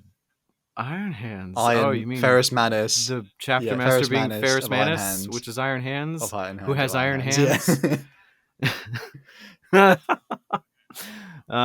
Okay, so Rynn's world, wonderful place, absolutely beautiful land with a very stable population, until a certain character showed up in the sector by the name of Snagrod, That's I the one. believe, if I'm remembering that correctly, which I had him confused the entire book for a different orc that I knew a lot about, and that was Zodgrod. Much ado about nothing, but it's really funny to imagine him being that orc because that orc looks like it's a meth. Does he have the it's spiky not hair? Zodgrod. Is that him? Yeah, I know what you're He's the talking guy with about. the long flowing bright blue dreadlocks with the obsession with goblins. Oh my god. It's awesome. Yeah, I love Zodgrod. Yeah. But no, Snagrod is not Zodgrod. Zodgrod is the Wart Snagga. This guy is the Arch Arsonist. A bit of a difference in title. Basically, they came to the Rynn sector, which is probably Yeah, not the Rynn Loki sector. I'm pretty sure it's called the Loki sector. And they took over several different planets that were in that. And by take over, I mean completely fuck. Just burn it to the ground. I think kill there was like a bit everything, where the take Crimson Fist were like, everything that "Oh, we'll wasn't just put nailed down these." It's like, "Oh, that's a lot. Oh no, oh god, back up." Yeah. Hmm. Oh, the invasion was Yeah, so yeah. funny. Okay, funny and funny because I'm a sardonic piece of shit who thinks everything's funny. But the Crimson Fists, to go back on what Andy was saying, that they are very, very stoic. They're like, yes, we have time to prepare. How long until they're going to show up? 14 days at the highest. It's like, cool, because the tides and the warp are super, super bad. And Snagrod made an announcement, was like, hey, I'm coming. And they're like, fuck, he's coming. So they ended up preparing, and they're like, oh, cool. Tides of the warp are going to clear up, and by the time they clear up, we should have perfect fortifications. No, Snagrod is absolutely batshit insane, even for an orc. So he just went through the warp during a horrible warp storm. Half his fleet was probably destroyed, but he ended up 5 kilometers away from the atmosphere of the planet. And Pedro Cantor was like, we have 24 hours before they It get kind of reminds here. me of imagine, in Star Wars they do did not go well. light speed travel. It's like, imagine if a Death Star was just like, we're coming to Earth, and it's like if we use fast travel and we're just going to do it manually, and we're a second late, we're just going to smash through the planet. It's like the guy on the helm's being like, go on, I'm going to do it, and he's like, light speed, and then he's just like, and now, and he's an inch from the surface without it's like, that's kind of the maneuver he did, and they're like, holy hell, how did he do that? It's like, because he's mental, that's why. Yeah. Are you telling me he didn't do an episode 8 A destroy holdover the maneuver? entire fleet in one minute? No. What do you mean? That's clearly the best Star Wars film ever made.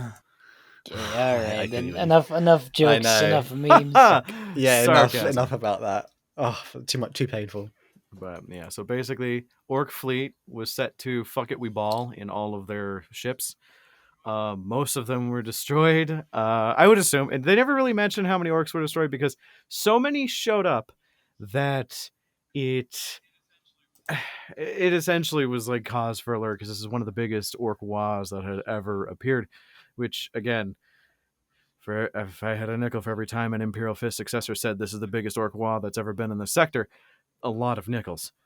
But he ended up going to ground, burning a lot of the surface of Rynn's world, the many different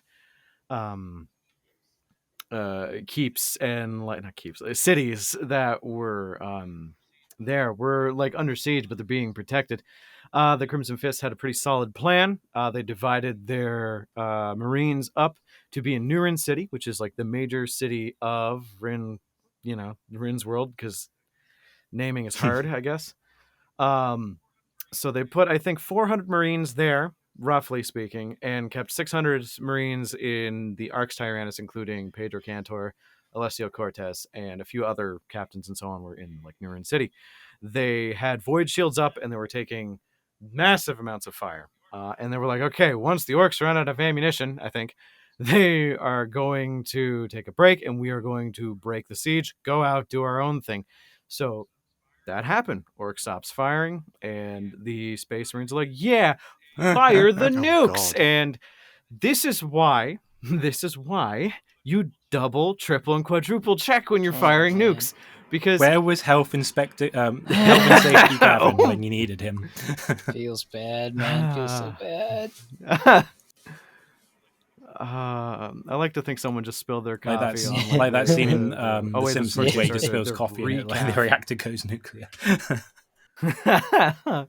Yeah, it's quite literally that. They fired a single like 40k equivalent to like a nuke at them, and like it goes up and then immediately like U-turns back down directly onto the Arx Tyrannus and the Hellblade Mountains. But they even just go further to describe that because the like point of the missile was a drill, because it was supposed to breach large ships, get to the center, and then detonate, it drilled directly down to where they kept the munitions, which gosh, is a man. comedy of errors.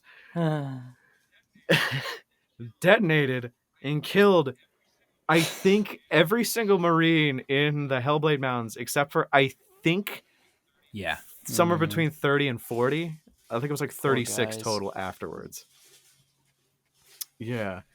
So because someone made an oopsie poopsie, half a chapter just Yeah. disappeared. I'm just imagining Michael So- Scott just like being the one who pressed the button, just having that look of like, Oh my god, this is the worst.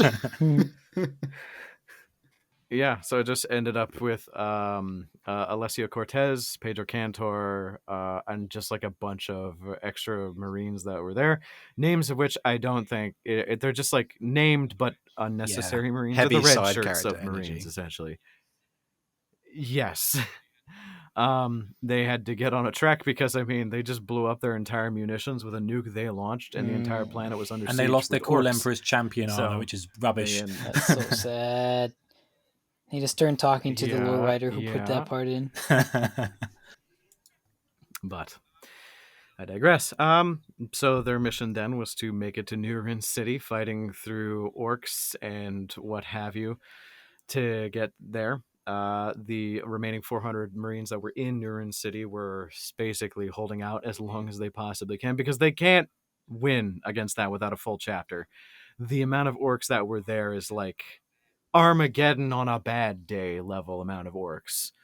So they're trying to wonder what the fuck happened to the Hellblade Mountains, and the whole story basically just follows Pedro Cantor, Alessio Cortez bickering like an old married couple as they are going. Because that's the from one dynamic, isn't it? location It's like to another. Pedro's like, we need to make sure we don't make the chapter extinct, and Cortez is like, we need to kill these idiots. How dare they blow up all our stuff? And it's like, Yeah. well, I want to get revenge too, but I have a responsibility as chapter master, and I outrank you. It's like, oh, and they're like good mates, but it's like Pedro's more level-headed, and he has like, I have to make sure that like, you know, David, who's been like, he's 5 years from retirement. We've got to make sure he lives, because it's not his fault that we accidentally nuked our own base. It's stupid. So let's go back to new Rynn City, and then we'll go to Rynn Cafe, and we'll get a Rynn coffee, and it'll be fine. Good stuff.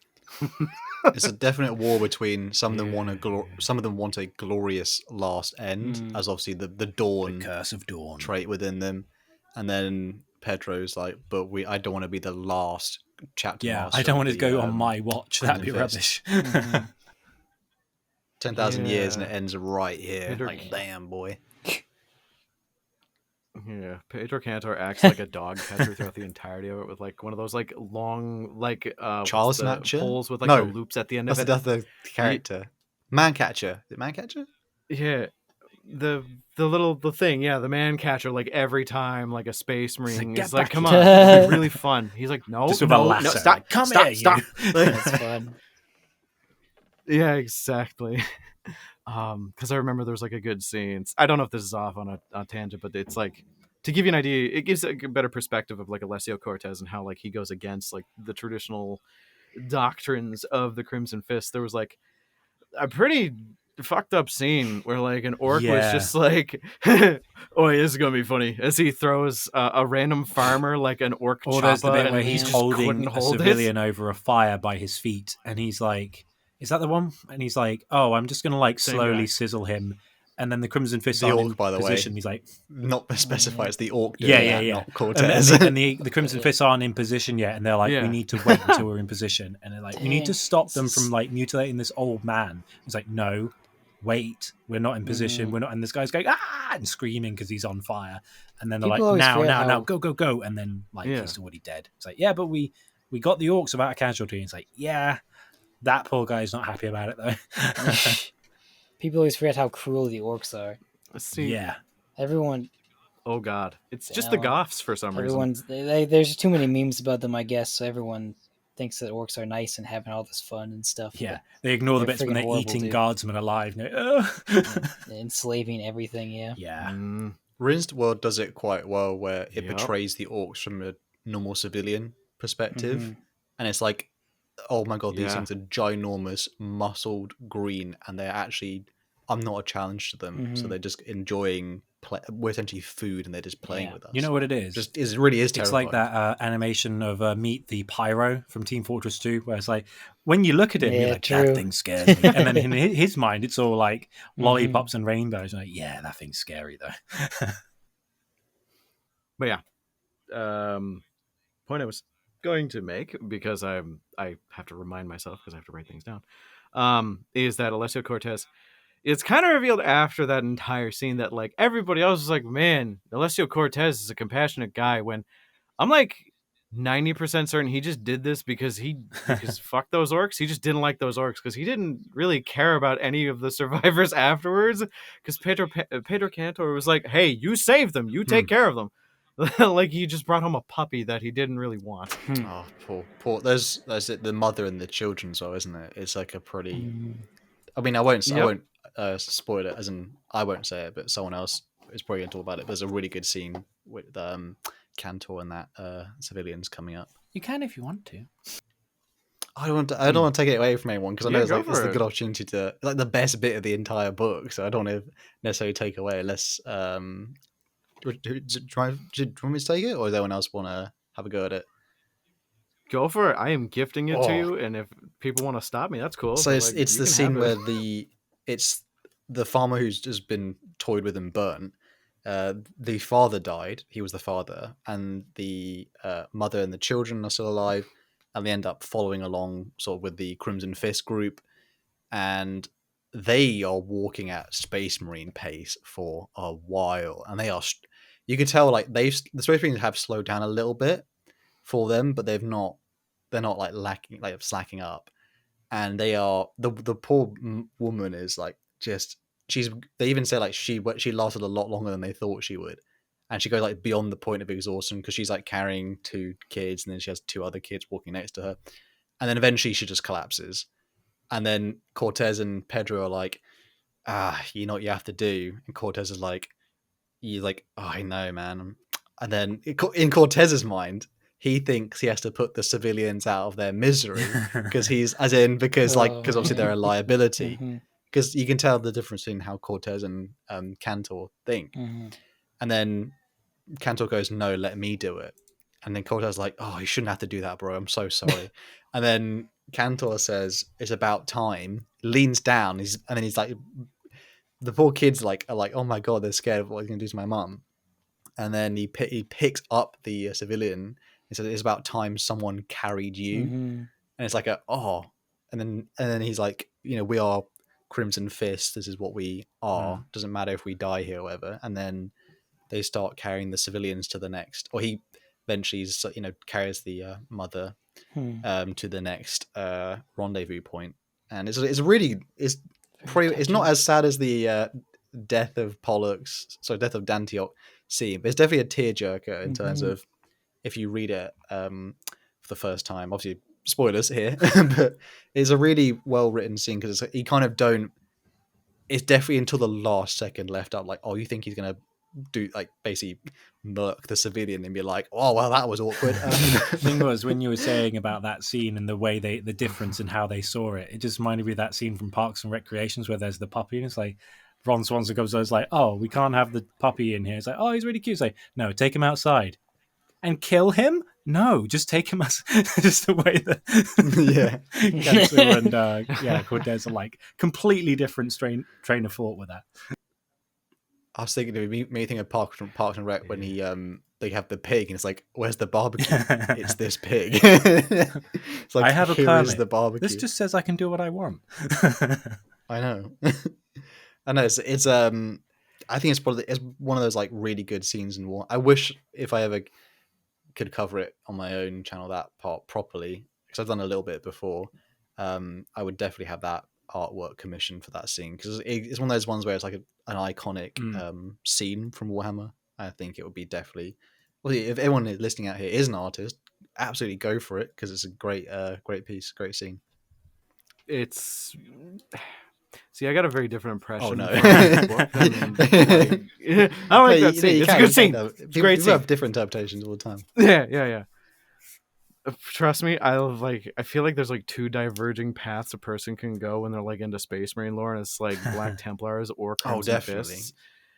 It's like the balancing scale, which aesthetic you want to go. For me, like I was like a sobbing baby at the end of Hell's Reach when like he was having that final meeting with Andre.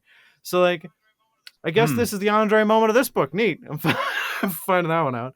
But yeah, back to it. They ended up gathering like a few other stragglers and survivors by murdering a bunch of random orcs that were, in the Rynn forest, I believe it was, or just some random forest that was there. I can't remember the name per se. They went through hell and back, bringing some stragglers. A lot of them did die just from pure exhaustion alone. The people, not the Space Marines. That doesn't happen, I think. So they ended up making their way to New Rynn City, and it was by like the skin of their nipples. The what? Charges. Gosh. I laughed The skin of their nipples. I know what I said. Pancreas, no work of Jesus.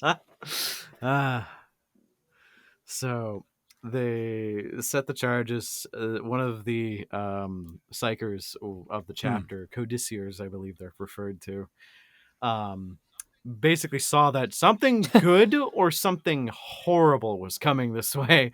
So we got to keep an eye on this tunnel for whatever. So they had like heavy bolters, just as many as they can fit in the like caves, looking for whatever. And thankfully, could it was you imagine the guilt if Alessio they'd gunned Cortez down? and like Oh no! If this day wasn't bad enough. Oh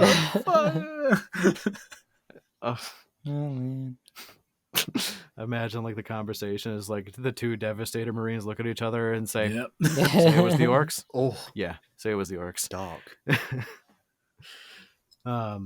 But they ended up making it in. An interesting fact that I don't know if they ever elaborated on it ever, or if it's ever brought up again, but for some reason the orcs just had Shadow in the Warp this one time. It does. It can be if anyone has read the Yarrick book on the Second War of Armageddon.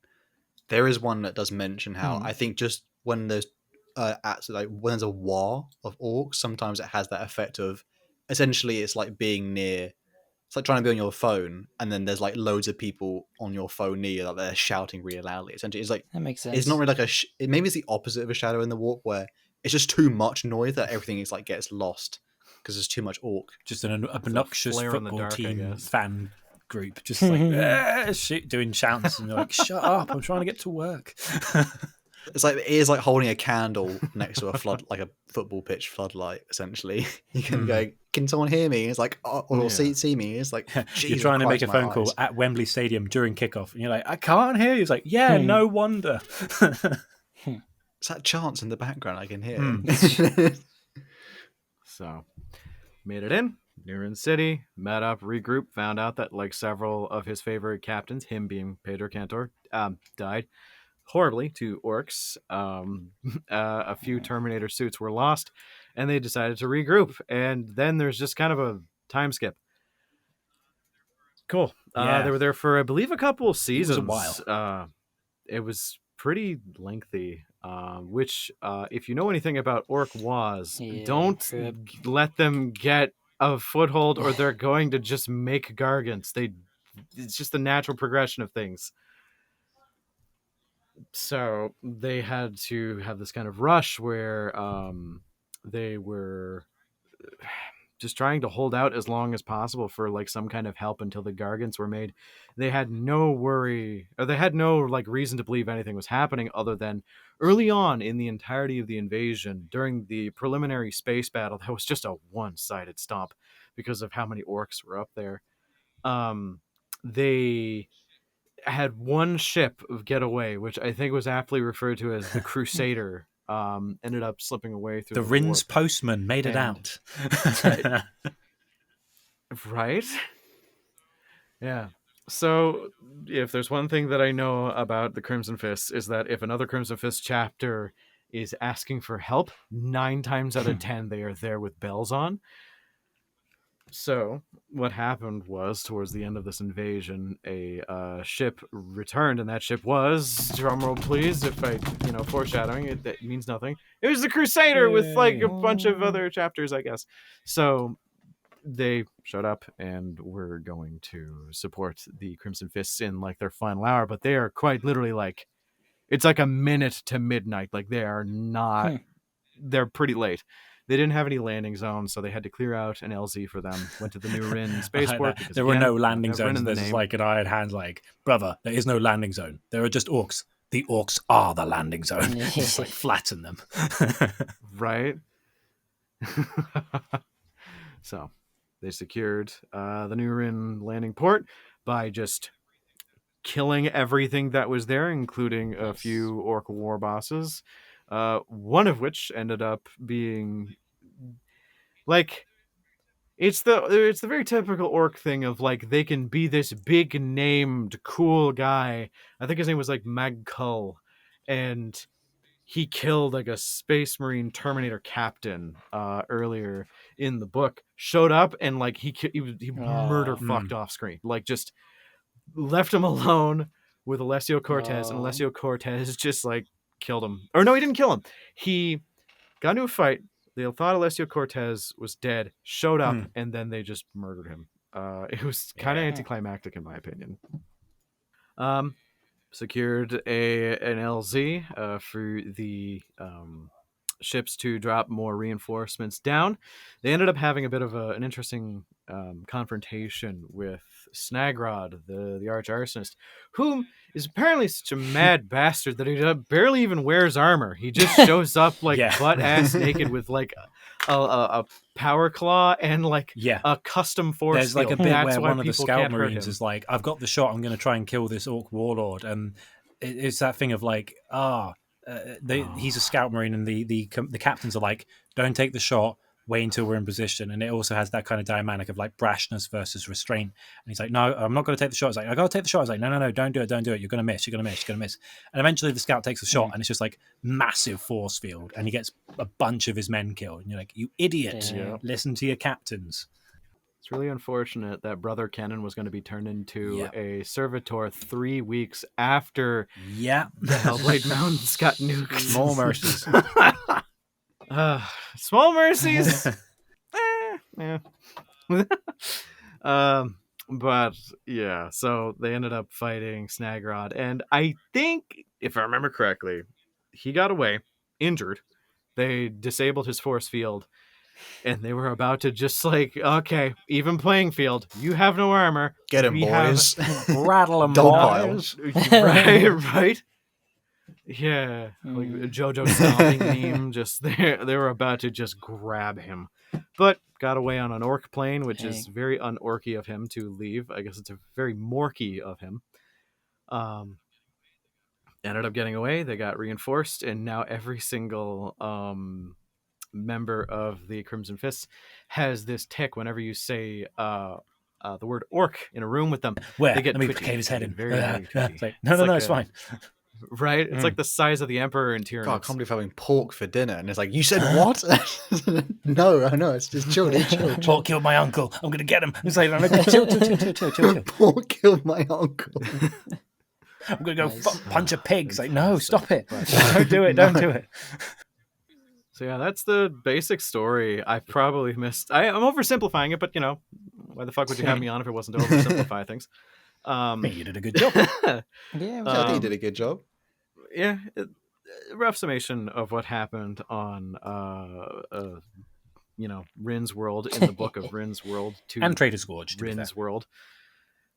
And Trader's Gorge, yeah, I forgot about that. But the chapter's still around to this day, which is a miracle. Do you want to say how they got back to strength? I don't know. I might not know as much as you, but I know that they got reinforced during the Ultima Founding. I don't know if they're one of the chapters because I know there's like 2 chapters during the Ultima Founding. You were close enough to Rebute Gilliman to get Marines, or you weren't close enough to Gilliman, and they just sent you the data to make them. And if you were in that second chapter, you met personally with Gilliman. He turned up. He was like, "Oh, you did a good job of not dying. Here's some Primaris Marines." He also gave them a really cool bolter. He's like, "Yeah," he's just like, "This is yours." And Pedro's like, "Well, I can't use it because I need one hand free, but we'll give it to our champions. It's cool, thank you. It's nice." I'm like, "Oh, that's because I went through their relics, and it's like." His power fist doesn't have a name. Oh well, it's like Dawn's arrow, and then there's another one. It's like Gilliman gave this to Pedro Canto for not dying, and he's like, "Yeah, we give it to champions. I can't use it. I need a hand to punch things with." I do have a quote for Eli though, if you're willing. Ooh. With it's of Rebute Gilliman when he arrives at Rynn's world with the reinforcements. Here you go. Oh, it's a big one. Biggie. All right. I can't do a Gilliman voice, but I'll just say it. I have not summoned you for censure, but to speak earnestly. Rogal Dorn thought there was no higher purpose to the existence of the Astartes than the unification of mankind. I see that in you also, and his determination. I, need men who fight bravely, even when faced with great tragedy. I have seen with my own eyes in recent days how you inspire intense loyalty in those around you, and I see you hold duty above glory or vengeance. My brother would be proud. Reassemble your chapter, Pedro Cantor, and look now to the future rather than the past. The Loki sector and the Imperium entire has need of you.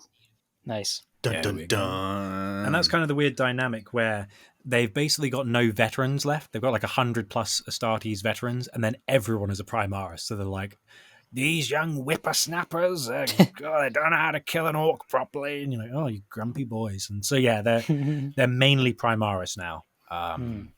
But does the Ranger, the Eldar Ranger thing happen on Rynn's world? That's a little story in the Space Marine Codex. I don't know if it has enough importance to even talk about or not. You can mention it if you like. I'm less familiar. I barely remember it. I'm not gonna lie. It was one of my first Tales from the Warp videos, so it's really bad. I probably unlisted it because all my first videos were atrocious. But that should be a punishment for a challenge we do on the channel where you have to watch your first ever video. And I think everyone here, no matter who you any YouTuber, you have to watch your first video. You wouldn't. There's no greater suffering internally than hearing your own voice. Well, I'm pretty sure it's just an Eldar Ranger comes out of a portal and talks to Pedro Cantor and saves him and his buddies from some orcs. Okay. And then he's like, "I hate Eldar," and then the guy's like, "All right, but I'm just warning you about something," and then he leaves. It's something like that. And then the other one goes, "Orc," and he goes, "Where?" Sounds like Eldar. Literally. Are the Crimson Fists on Vigilus, I think? Is that a... Maybe? I think that I do know a little bit about that, how it's the Vigilus campaign, which is supposed... I don't know if that is with... It must be with the Primaris reinforcements, but for people listening, Vigilus is essentially turning into the new Cadia in lore. So the Cicatrix Maledictum, the massive warp storm, that like splits Imperium / galaxy in two. There's only one planet, which is it the Nachman Gauntlet? Yeah. Like there's a little I think gap where there's one planet Hmm. sort of in the middle of all this warp storm Yeah. called Vigilus, and there's a campaign There's where one really Abaddon- dangerous alleyway that gets a shortcut. It's like, oh, there we go. Yeah, like it's a massive, like it saves you half an hour. Yeah, but that it's- alleyway is there's full people. of Tyranids and orcs. It's and full other of stuff. it's full of teenagers who are talking loudly. Nothing more Oh, intimidating. God. As soon as you get above the age of like 25, it's like, oh, teenagers. 20, like the age of 20, honestly, like, oh my gosh, especially I nowadays. know. Darn But kids. Vigilus, damn kids. Vigilus, I do believe the Crimson Fist and Pedro Cantor actually make a proper like big appearance in the because Abaddon attacks the planet because like, oh, that looks a bit too Imperium. That looks a bit too doing safe. well. Time to ruin it. Bit Thanks, too- Abaddon. He definitely rubs his hand together, licks his lips. He's like, oh, that looks like I'm about to destroy that. Off I go And, heresying again. I think that's the planet where Calgar and Abaddon have a mini that duel. sounds cool. But yeah, essentially Pedro and the Crimson Fist, I do believe, show up and they make like a pretty. I don't know if it's early on or if he appears like later in the campaign, but I know that they sort of acts like a rallying point for a lot of other chapters. I think some of the Iron Hand successors even show up. They couldn't because of their artwork. All their artwork is like them on a big pile of bodies, like as a last stand. They're like, oh, we can do the things. Like, all right, everyone get together. Ah, we're shooting in every direction. Group photo. I was Group like, guys, photo. come on, it's our Epic. thing. Epic. Quickly, do the painting on Last Standing. Guys, I'm gonna take a selfie. It's pretty cool. I love No, that but picture. they're I mean, I also yeah. think what's particularly cool about Crimson Fist is I think everything kinds of they're one of the few ones now in 40k which are not Greco-Roman Latin thing. They actually have like Cortez, Cantor. Yeah, they have a obviously have, like, very Hispanic. overt Latin influence. Yeah. Like that's pretty cool. I like them. Yeah, an actual. It's nice to have that little bit of extra flavor in terms of because otherwise a lot of them become like carbon copies of Yeah. each other. In a Although way.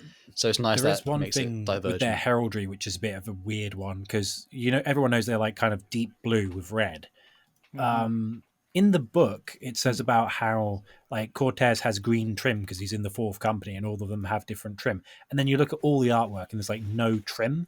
And I'm like, that's weird. So I'm not sure if that's been retconned or not. But I'm like, It's similar to I think Ultramarines, isn't it? Ultramarines fourth company have green. yeah, it's the trim, basic. but then you never see it. Yeah, it's like pretty much all Codex chapters. It's like white is first company, gold is second, green is fourth, red is fifth, I think, and then like it's like there's black and purple and blah blah blah. But it's like in the books, it's like it clearly states Alessio has green trim, and then you look at all the stuff and it's like, oh, it's just blue on blue. Oh, okay. Need more as much as all of us have probably struggled with. There always needs to be more artwork. Yes. Whenever especially on our end, just like Truly. making stuff because we do try our best Yes. to obviously commission stuff, but man, Warhammer definitely like there's so much of it. It's hard to get. Magic the If you're talking- Gathering really helps with that, honestly. Oh my It's a big God. help. I think there's probably a few of us who've like come across a thing where it's like there's no artwork for this really famous thing. yeah. Well, Like, there's this chapter with like a fair bit of lore I want to do a video on. They have like two. Like I'm going to do Executioners soon. It's like I found 2 bits of art.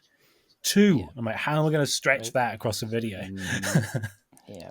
That's still pretty good though, considering even though Crimson Fist in terms of like just Warhammer history for people listening as well. I think it's the first ever Space Marine isn't it? Isn't it the artwork second depiction? edition I think codex so. they were on the front of? I don't. Maybe they're not the first depiction. I think there's probably. I think it's like the depiction. first one on But, the cover or something like that. Because I think it was Rogue Yeah, so Trader, then it was second edition, I think, and then they're on the cover with their big last stand. You're like, ooh, Space Marines, and I think they were the first. Yep, they are one of the first official named paint schemes in like the game. Because if I remember correctly, prior to that, they were like, "Here's Yeah. random blue guy." Like they didn't really have a name for the schemes, and then they came out with like a chart of like the original artworks for all of them. Like the original Salamander artwork was also in that same book, and that are good Yeah, it's all like fucking stripy luck and painting camo, that. and you're like, what is this? Right? Wasn't there one for like the original Carcharodons, and they Space are shops. like, No, they're not. They're not grey. Yeah. Yes. Did you know what I'm talking Really? about, Connor? Like they're like all. Do you I want to know mention exactly it what you're quickly? talking about, but I adore the original Carcharodon's paint scheme because their original logo, like the current logo of the Carcharodons, Mhm. it's neat, it's sleek, it's sexy, it's Sexy. great. Wow. But like, sharks are like the yeah. most sexual creature of the Yeah, ocean. You dolphins. cannot tell me Sharks, dude. otherwise. Dolphins are not According to the scary. They're CIA, the only yeah, other very animal sexy. other than humans that enjoy sex. That's their thing. Oh, let's keep it on one. Yeah. I used to be a biologist. I could go on for days about how much I hate dolphins. Not today.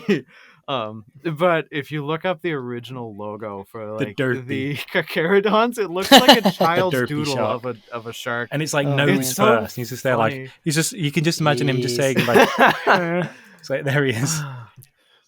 It's so. But the thing is in the so lore good. is I that there love are Derpy. space sharks and there are Carcharodons and they're now separate. Yeah, true. Actually, I think that's true. It's a mixed kind of thing because like it's the same thing with like the Minotaurs where like there was a chapter called the Minotaurs that had completely different iconography, completely different paint scheme. They existed prior to the Minotaurs that we know right now. There's theories that they were the chapter that was killed. Man, this is a great Don't worry Crimson about Fist video. Yeah, we're allowed This to is how, deviate. this is how on it all always crimes. goes. We're usually talking about food Fair by enough. now, so this is pretty Yeah, we had good. a massive debate about Wow. breakfast before, where we were talking about how in the UK we're like it needs to be more savoury. Yeah, It these just guys needs to be hate savoury. English muffins with honey. Literally hate. It's not called. I looked at a picture of it. What Eli said. We don't call it English muffin here, funny enough. It's just called a muffin. Yeah. I mean, I could fuck Oh, up a good yeah. steak and eggs Oh for breakfast. man, but, that's like, we're talking pro here. God, okay. I'm making me hungry now. Immediately goes on the tangent about breakfast. Sticking to but topic yes, though, we would we'll say like the Crimson Fist, like, they are still currently about. They are kicking ass in terms of they just repelled or helped repel the Abaddon campaign, and obviously there's a bit of like extra flavor to them now. It's unfortunate they don't get like they seemingly have had like a bit of love in the lore in terms of books, and then they go like, oh, we done it now, and they haven't really been touched since. But I guess they get as much as like a sort of I don't know. I always think of them in a way like how Blood Ravens don't actually have like really that much of official stuff, but then but they still like are kind of well loved. I think Crimson Fists. I do believe. Yeah. I don't know. Correct me if I'm wrong. Was it the 9th edition? You could play them as I think so, yeah. as in like they actually had their own rules. I think. Mm-hmm. And Yep. I mean, are- Pedro is like Ninth an and actual character that you can play with, so makes sense. you can't currently buy his model. I Oh, think. are they making him? anymore. Are they making him legends? No, I think they might be. Hopefully they might be primarising him up. Yeah. I'm sure Pedro will, True. like most of the He'll chapter stay. masters, at some point go through Except the cross the Rubicon. except for Tibros and Antioch, because GW hates Forge World Space Marine chapters, and now Carcharodons and Minotaurs are no longer. And I'm grumpy They- about that. Yep. They don't give a lot of love, but hopefully we'll get. Well, luckily, to be fair, if you are particularly painting along for this, or if you're even painting Crimson Fist, they are quite a nice scheme. But I think they're one of the few armies. Like if you see them on the tabletop, they actually look quite satisfying as like a full force. I think it looks quite gorge. I will say bet. there. Gorge Bandire. Nice. Yeah. Is there any more lore anyone wants to add to this one? I've Or got a is few that, character rundowns, but we've already talked about two and just some little Yeah. details. Go for it. It's not much, but I thought Yeah. it's not much, but it's honest work. So I thought I'd just Mhm. mention some of the known characters. I've only got 3 because there's actually not many known characters. But we'll start off with Pedro Cantor, just a few extra details. So he's known as the Lord Hellblade because he is kind of the regent of Rynn's world. Unlike a lot of chapter masters, he's actually like he's not just I live here. He actually is like in charge of the planet as well, which is quite cool. He's the 29th chapter master, and he's one of the most respected and accomplished Astartes in the Imperium, and is a symbol of unerring defiance and heroism, and is also just good at not being a dick. Unlike a lot of Space Marine chapter masters who are like, we should burn the civilians to get closer to the enemy. He's like, no. He's very wise. Yeah. He's tempered and wise, which is what a chapter master should be. It's very cool. So that's all I want to say about him. But Cortez, I just need to mention a few other things about Cortez. So he's known as the Master of the Charge, as captain of the 4th Company. Like we said earlier, he went through the ranks with Cantor as a young Astartes. He was a veteran of the Battle of Steel Cross and defense of Fortress Maladon, and he's continuously been the last man standing of the chapter in its most difficult battles. Here's a fun fact. He once disarmed an orc warlord with a sword stuck in his ribs, where he basically twisted his body so it kind of got out of his grip and then killed the orc after he disarmed. He's like, oh, my ribs are a good way of grabbing this. Twist, stab. And that's just kind of the guy he is. I've got a quote as well. Do you want to read this one, Hal? There's 2 characters. Oh, is it the second one? Or Yeah, is it the first one? it's like Second one. the second one. It's broken up into 2 characters. Oh, as in it's after the hello part. I've seen this quote. It's the one that starts with "You've lost an arm." Oh, you've lost an arm, Alessio. By the mercy of the Emperor, you're lucky you're not losing your life as well. I haven't lost my arm, brother. It's right over there. So awesome. I'm still in this. I'm fine. From Rynn's so world. awesome. It's Pedro over Cantor there. responded promptly with that. You motherfucker. Or did he get into his ear, like whisper out, listen, you little shit. Like, Yeah, I could. Yeah, because it was like right after the Yeah, war boss. I couldn't not mention. It's kind of a fan favorite in the community of like fun quotes that Astartes have said. He's like, yeah, he's just been like fighting with this orc war boss on Rynn. I was like, you lost your arm. I was like, no, I haven't. I know exactly where it is. I'm looking at it. And he's like, this is definitely a Monty Python reference here, isn't the Black Knight. Yeah, Tis but a scratch just what a flesh of wound. Space Marines. But as far as his fate these days, what we do know is very scant, but he was lost during his battle against Drukhari pirates during the Wheel of Fire campaign. Many of the chapter, including Cortez, believe he is alive within the webway, but he's missing. He should be dead, but it's Cortez, so he's probably not dead. And they reckon, yeah, he may be lost, he's not back with the chapter, but everyone is there kind of like, they can't kill Cortez, he's too cool. He's a cool guy. He disarmed an orc with his rib cage. That's pretty cool. So yeah.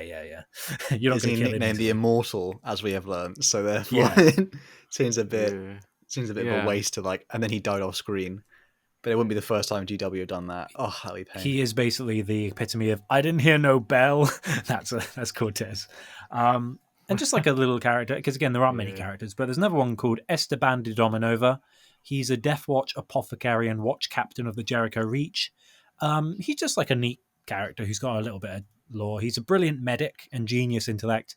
He doesn't get on with like he's very reserved. He doesn't really like fraternize with the rest of his men, but he's a xenobiologist and he's earned the respect of the Death Watch and Inquisition because he's like one of the premier medics in the Astartes. When you get injured in the Death Watch, you want him to treat you because it's like, oh, I won't lose the arm. That'd be good. Or I won't be put in a dreadnought sarcophagus. That's a relief. And so he has like a waiting list of like, we've got brother Gary. He's been really badly injured. He doesn't want to be going to dreadnought. He's like, no, I'm not. Brother Gary. Don't stick me in the box. And he's like, yeah, get Esteban to do it. So those are just some characters I wanted to mention. He's the Dr. House of the Death Watch. It's like, oh, he's a bit of an asshole. He's the best. He's our best goddamn doctor we've got in here. So, everybody lies, he said. Oh, if that's everything though, I think that we might have Crimson Fisted it. Sorry, I did it again, boys. Didn't mean to. We've crimsoned our last. It is. What is this guy up to, man? I know. I've given the wrong impression, or maybe I'm just being too honest. You do like the Emperor's Children. Screw the pain glove. We need to give Hal a foot glove. Or pain foot. Okay, now pain I boot. get it. There you That's go. We'll give him a worse. pain boot. That's even worse. Better. Better- Pain boot. It's like Oh, Lord Rippy man. socks. The pain sock. Ugh. Oh Holy my god. funny people. Speaking of pain sock, thank you everyone for listening to this Thank you very much. episode. We appreciate if you guys maybe didn't know anything about Crimson Fist, or maybe learned a little bit more detail. Hopefully, you guys listening all enjoyed. Massive thank you to our guest. Thank you, Connor, for appearing on Lore Crimes. We Yay. definitely Lore Crimed a few things today, but it's all good and dandy because that's the whole Yeah, point. this is where you come onto our podcast to get to vent those crimes, and we'll take the rap for you. It's fine. Is there like a particular Trust favorite me. topic you have in 40k? Just wondering. Yeah. Me specifically? Oh yeah. How GW absolutely fucked the Night Lords after 2008. Yeah, that's tough. Man, Yeah. Decimus was a really cool character. Is it that old now? Christ.